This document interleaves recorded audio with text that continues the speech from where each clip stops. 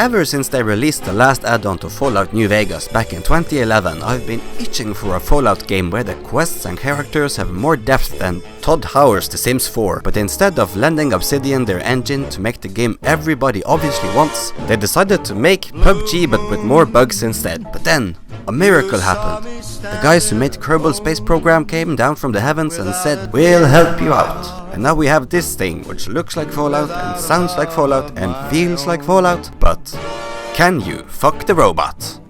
I am programmed for your pleasure. You knew just what I was there for. You heard me saying a prayer for. I made a list of all the similarities between New Vegas and Outer Worlds I've seen so far. Disclaimer though, the game isn't out yet, so obviously some of this is just speculation. 1. Role-playing and story. While there is no confirmation that you can fuck any robots yet, there does seem to be a lot of choice in how you want to play.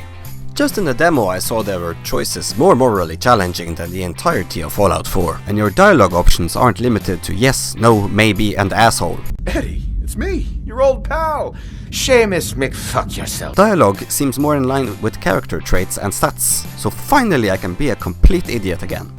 Are you a maker of war or peace? Also, factions are back. Companions too.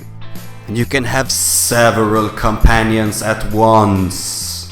You seem to have cool quests and interesting backstories. No third person this time, so you won't be able to see your own body while playing. So maybe I won't have to plan out a murder every time I see someone with a cooler hat than me. 2.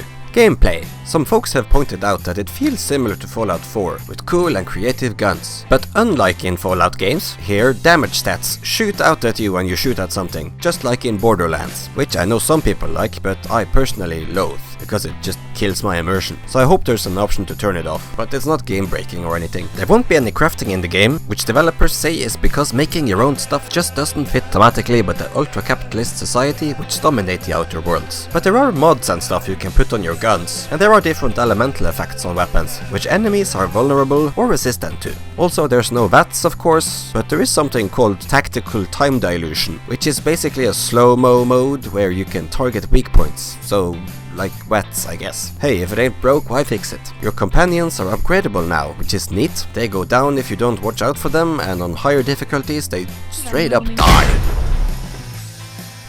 3. Glitches and mods.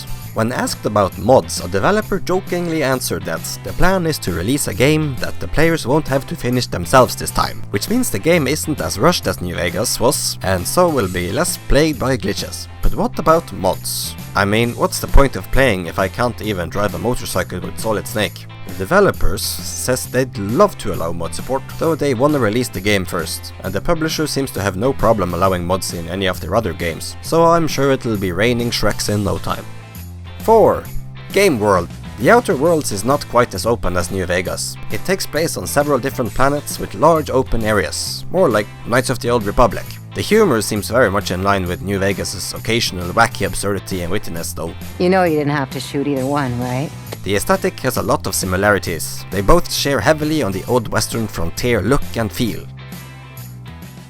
So, is the Outer Worlds the new New Vegas? No, that's stupid. What kind of shitty clickbait title is that? Are you really this desperate for views?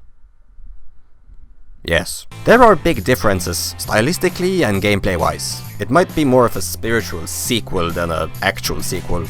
But still more of a Fallout game than 76 though. But 76 is so bad it's almost too easy to make fun of. It's like kicking a baby, in a wheelchair, into a volcano. Thanks for watching, and subscribe if you think Fisto should be a new companion.